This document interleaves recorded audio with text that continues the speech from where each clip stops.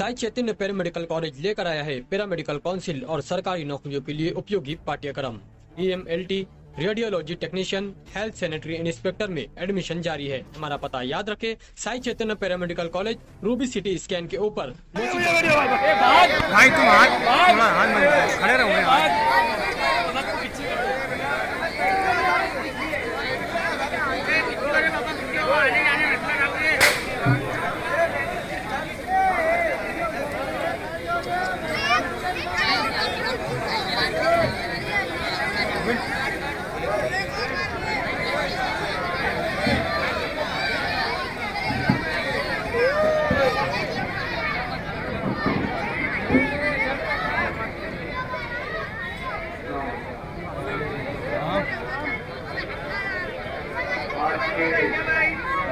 बढ़िया भैया, ये थोड़ा पीछे हो जाओ ना यार भाई, थोड़ा सा पीछे आ जाओ।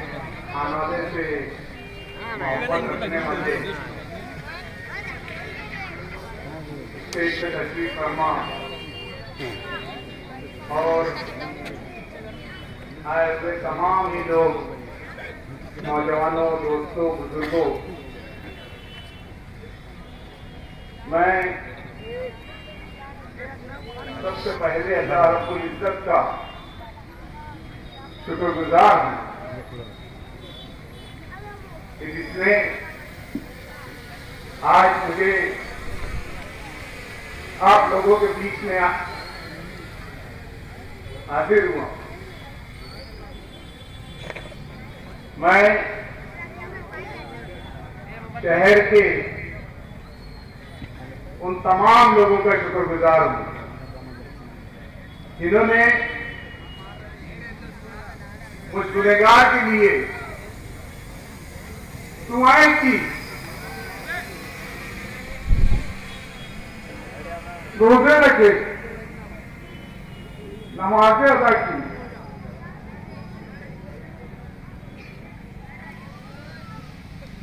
कई यतीम खानों से लोग मुझसे मिलने आए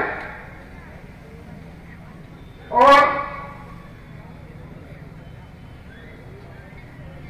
ये तुमसे मिलने का सिर्फ मकसद ये था, अयादत तो थी, लेकिन जिस दिन से तुम्हारे ऊपर ये हादसा हुआ है, उस रोज से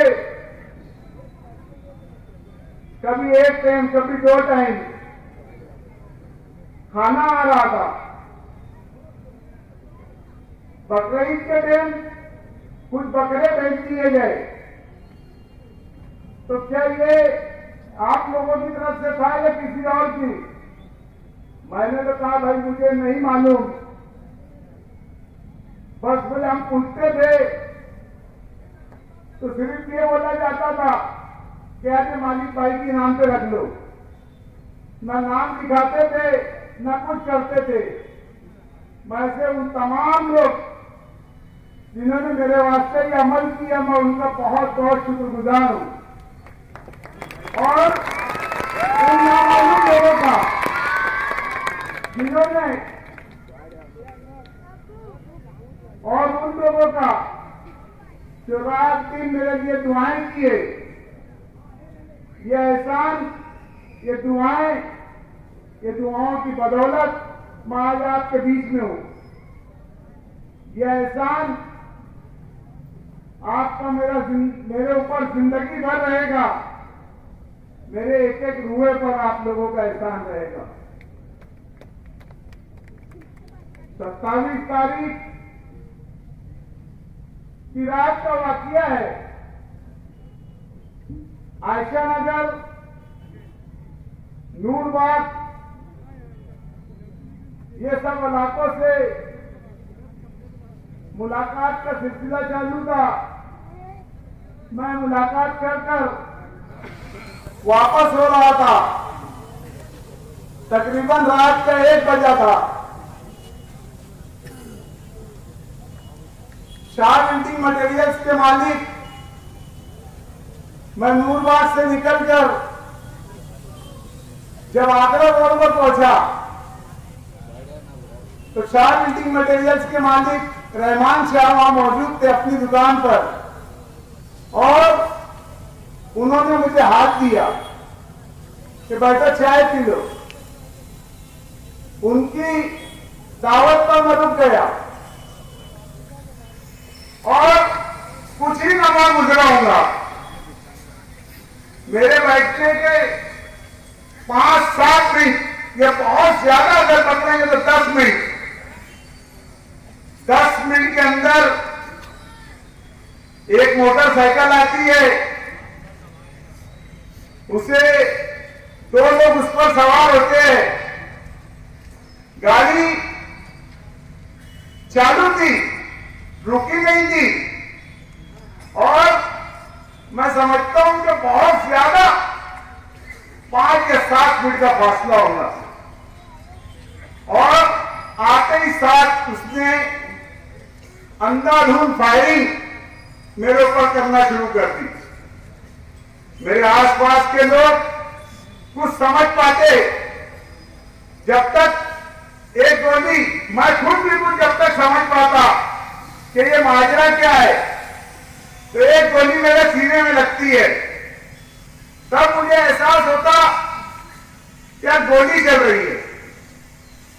मैं उड़कर उसकी तरफ लपकने लगता तो एक गोली मेरे पांव में लग जाती है, वो पांव से होती हुई बस एकदम किडनी के करीब आके रुकती है। पहले ही उसका मेरा फासला 5-7 मिनट का था। मेरे गिरने के बाद मैं जमीन पर गिर गया, और मेरे गिरने के बाद मैं उससे और ज्यादा करीब हो गया जो फायरिंग कर रहा था मेरे ऊपर। जब उसने, उसकी नजर से नजर मेरी आंखों से आंखें मिले हुई थी, उसने जब एक गोली आखिरी मेरे सर के ऊपर डाला तो मुझे आज तक यकीन नहीं हो रहा। मैं रातों में सोचता हूं, हॉस्पिटल में तो सिर्फ सोच ही रहा था कि यार अल्लाह, ये हाथ मेरा कैसे उठा। आज तक मैं इस चीज को लेकर हैरान हूं कि ये हाथ मेरा ये ऐसे कैसे उठा। 2-2.5 फीट के फासले पर उसने जब आखिरी गोली मारी तो ये हाथ मेरा उठा, और जो मेरे सर पर गोली लगने वाली थी वो मेरे हाथ से लगकर गुजर गई। वहां से मैं 2 व्हीलर के ऊपर द्वारका मणि हॉस्पिटल गया। मैंने वहां का जो मंजर देखा था कि 5-50 लोग इधर उधर, 10-20 का ग्रुप इधर, 10-20 का ग्रुप पेट्रोल पंप पर, 10-20 का ग्रुप ये होटल पर।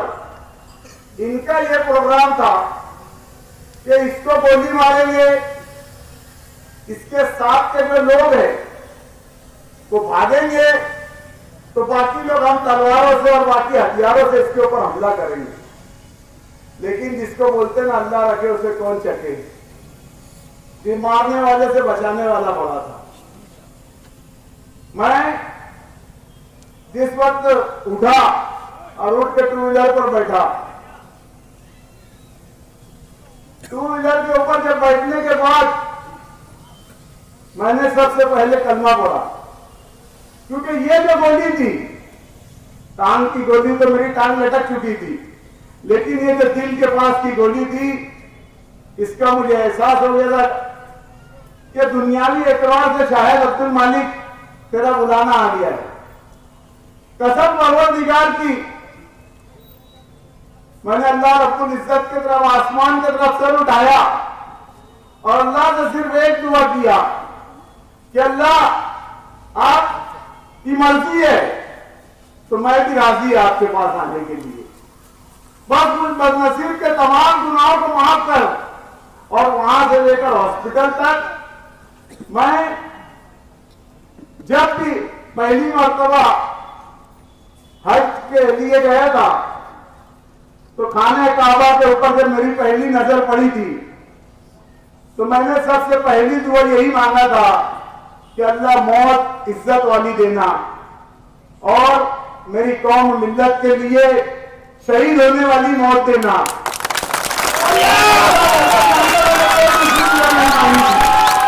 और ईमान का खात्मा करना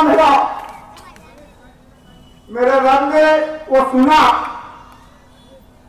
मैंने जो कलमात थे रास्ते पर पढ़ता गया। मैं ये बता नहीं सकता कि यहां किसी को कोई ऐसा शख्स होगा तजुर्बेकार जिसको गोली लगी होंगी, लेकिन उसका जो दर्द था, एक गरम सलाई होती है ना, लाल कर दी जाती है जिसे लाल, ऐसा लग रहा था किसी ने इसे दिल के पास घुसा दिया है। इतनी जलन और इतनी तकलीफ थी, लेकिन मैंने जैसे ही ये दुआ मांगी कि अल्लाह आप जिसमें राजी मैं उसमें राजी, यकीन मानो वो दर्द ऐसा हुआ जैसे कहां गया पता ही नहीं चला। और फिर मैंने देखा कि मेरे अपने लोग बड़े घबराए हुए हैं, टेंशन में। मेरे बच्चे, मेरे भाई, मेरे भतीजे, मेरे भांजे, मेरे शहर के लोग। तो अल्लाह ने मुझे हिम्मत दी और मैंने उनसे ये कहा कि अल्लाह बहुत बड़ा है, आप फिक्र मत करो।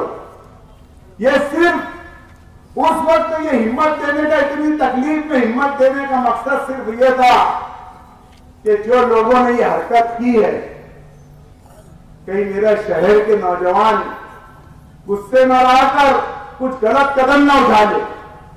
तो मैंने बजाय उनको ये जाहिर किया कि अल्हम्दुलिल्लाह मैं बहुत अच्छा हूं। वहां से मुझे सिटी स्कैन के लिए लेके गया। फिर अचानक क्या डिसीजन हुआ, फैसला हुआ, गोली मेरी कहां थी, क्या थी, वो तो मुझे नहीं बताया जा रहा था। नासिक लेके चले गए मुझे। नासिक के अंदर दूसरे दिन जब मेरा ऑपरेशन शुरू था, ऑपरेशन के बाद ऑपरेशन वगैरह कामयाब हो गया। अभी गोलियां निकली भी नहीं थी मेरे सीने से, मेरे जिस्म से गोलियां निकली भी नहीं थी। और शहर के एक जिम्मेदार ऑफिसर अनिकेत भारती साहब, उन्होंने पूरे केस को हल करके बता दिया पब्लिक आवाम के सामने कि केस क्या था। बैठे 2 आरोपी को पकड़े, जिसमें से एक बोगस आरोपी था और एक ओरिजिनल आरोपी था, और यही 2 आरोपी के ऊपर लाकर मामला खत्म कर दिया कि बस ये 2 आरोपी है, यही जमीन का कारोबार था, यही सब कुछ था। तो उस वक्त मेरे जहन में एक चीज आई कि जब एम्बुलेंस में मैं बैठा था तो अनिकेत भारती साहब मेरे पास आए, मुझसे मुसाफा किए और मुझे बोलने लगे कि हिम्मत रखो, कोई बात नहीं। लेकिन उनका ये बयान सुनकर अफसोस हुआ कि कातिल से मोहब्बत भी, मकतूल से हमदर्दी भी। कातिल से मोहब्बत भी और मकतूल से हमदर्दी भी। मोहब्बत का सजा किससे पाओगे? उनका ये रवैया मुझे पसंद नहीं आया। डिपार्टमेंट ने जो हरकत की, उनका ये पूरा प्लान था कि ये 2 लोगों के ऊपर केस खत्म किया जाए। बाद में हमारे एमएलए साहब मुफ्ती मोहम्मद इस्माइल साहब ने आवाज बुलंद की और पुलिस पे प्रेशर बना कि कार्रवाई सिर्फ सही सिमत होना चाहिए। हमारे लीडर असदुद्दीन अवैसी साहब और शहर के तमाम जिम्मेदारान, एजाज शेख साहब, यूसुफ इलियास साहब और तमाम शहर के बहुत सारे जिम्मेदारान ने जब ये चीज पुलिस के सामने रखी तो पुलिस की कार्रवाई सही सिमत आना शुरू हुई। मुफ्ती साहब ने ऐवान के अंदर आवाज उठाई, अच्छी बात है। मुफ्ती साहब आपका बहुत बहुत शुक्रगुजार हूं मैं भी कि आपने ऐवान में आवाज उठाई। लेकिन यह आवाज सिर्फ आपने इसलिए नहीं उठाना था कि ये गोली अब्दुल मालिक पे चली है। मुफ्ती साहब, मैं कोई तनकीद नहीं कर रहा हूं, आप मेरे एमएलए हो, मेरी पार्टी के एमएलए हो। सिर्फ इतना ही बोलना चाहूंगा कि साहब जो किया तुमने बहुत अच्छा किया, लेकिन अब मैं उम्मीद करता हूं कि शहर के किसी भी एक आम आदमी के ऊपर भी अगर कुछ जरा सी खराश आएंगी तो आप इसी तरीके से आवाज उठाएंगे।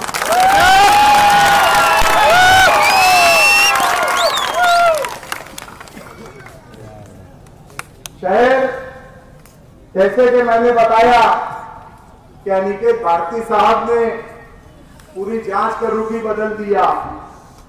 दरअसल ये कोई जमीन और जायदाद का झगड़ा नहीं था। ये झगड़ा जो सैलानी चौक के अंदर मैंने ये बात कही थी कि शहर के अंदर हिंदी का नशा बहुत ज्यादा हो रहा है, हमारी नस्लें तबाह हो रही है, हमारी नस्लों को तबाह किया जा रहा है प्री प्लानिंग के तहत। जिस तरीके से बॉम्बे में, मुंब्रा में, भिवंडी में अब ये बीमारी शहर के अंदर आई है, तो मैंने उस वक्त कहा था पुलिस ऑफिसर अफगान को कि आप लोग इस चीज पर ध्यान दें, आप लोग इस चीज पर ध्यान दें, वरना हम कार्रवाई करेंगे, हम आप लोगों के नाम की कंप्लेंट करेंगे। और मैंने दबे कुछ अल्फाज में या साफ साफ अल्फाज में कहा था कि सियासी घराना है जो ये नशे का धंधा शहर के अंदर बहुत बड़े पैमाने पर करवा रहा है और शहर को नशे का आदी बनवा रहा है। शहर के बच्चों को, नवी नस्लों को नशा करवाकर जुर्म करवा रहा है। तो ये बात कहीं ना कहीं उन हरामखोरों को जाकर लगी जो ये बात कहते हैं कि फला जगह नेपाल में क्या बोलते कसीनो पसीनो ये वो, इतना शरीफ बन रहा है जैसे अपनी काबज से आए हैं। जिनकी पैदाइश, जिनकी बुनियाद हरामखोरी से हुई है,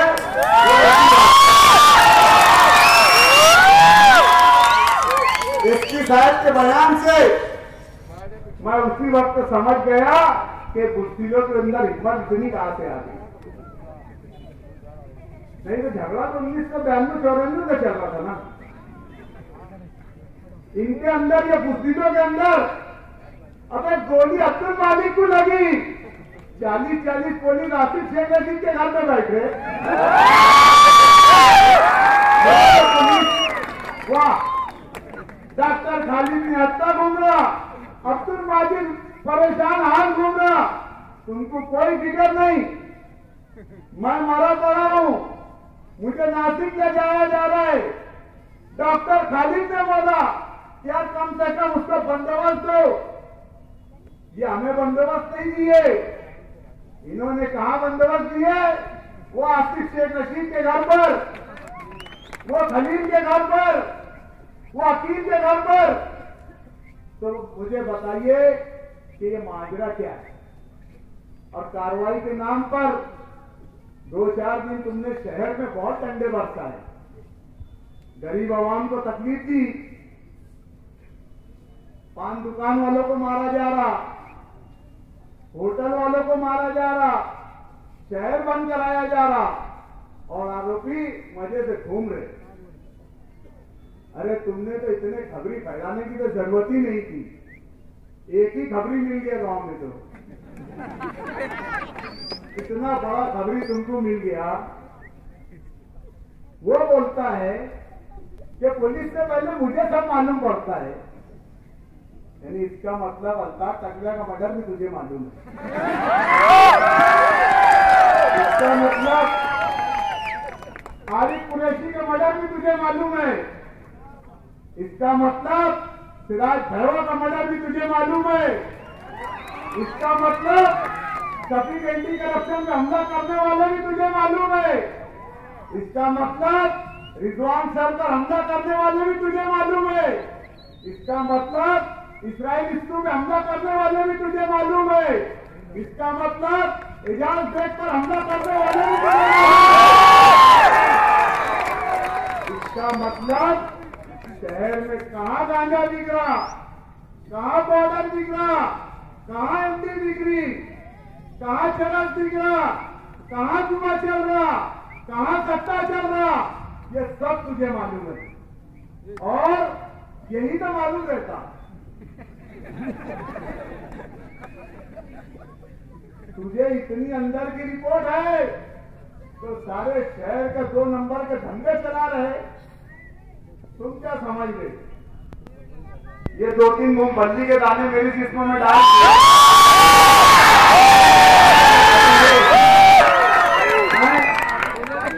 मुझे डराएंगे?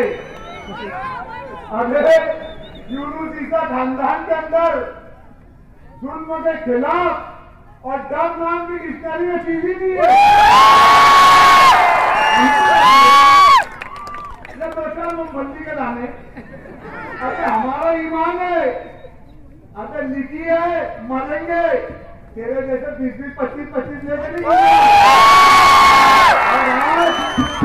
आज बोल रहा मैं, अभी सिर्फ पैर नहीं टिक रही, हिम्मत टिकेगी है।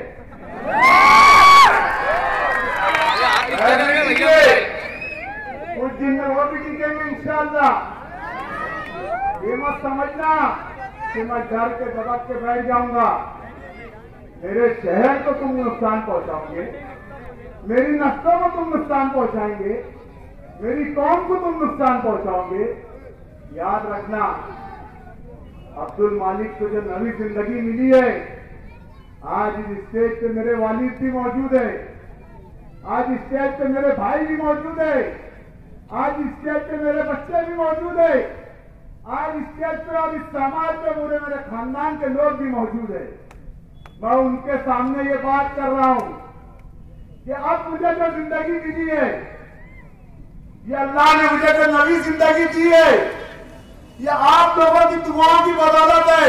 और इंशाअल्लाह अज़ीम मैं आज से अब्दुल मालिक अपनी जिंदगी को मालेगांव शहर के लिए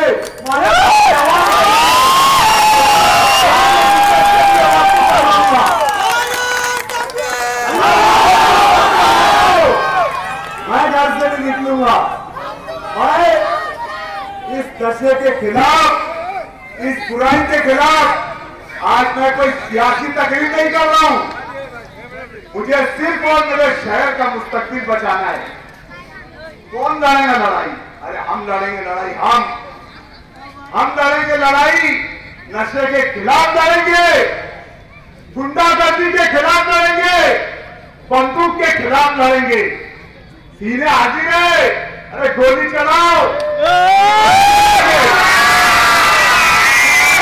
मारेंगे, कितने मालिक मारेंगे, हर घर से मालिक निकलेंगे। लेकिन तुम्हारी दादागिरी, तुम्हारा नशा